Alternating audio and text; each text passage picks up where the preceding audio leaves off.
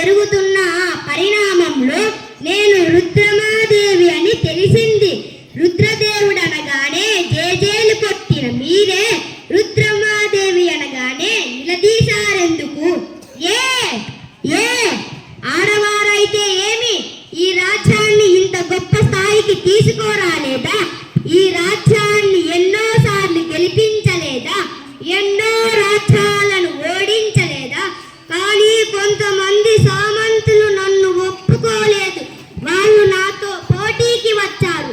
వాళ్ళను కూడా నేను ఓడించాను. అప్పుడే మొదలైంది నా అద్భుతమైన పాలన. అప్పుడే వచ్చింది ఒక చిన్న గొడవ. ఒక నది కోసం ఒకే తల్లి పాలు తాగి అక్క చెల్లెళ్ళు అన్నాతమ్ములమైనప్పుడు ఒకే నది నీరు తాగి అందరం ఒక్కటి కాలేమా అన్న నా ఈ ఒక్క మాటకు ఎంతో మంది కలిశారు. ఎన్నో రాజ్యాలు కలిశాయి. అందరూ సంతోషంగా ఉంటున్నారు.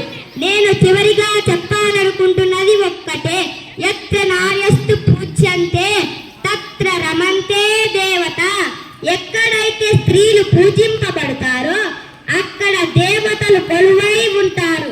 అందుకే ఆడవారిని గౌరవించండి, ఆడవారిని ముందడుగు వేయనివ్వండి, ఆడవారిని ప్రోత్సహించండి.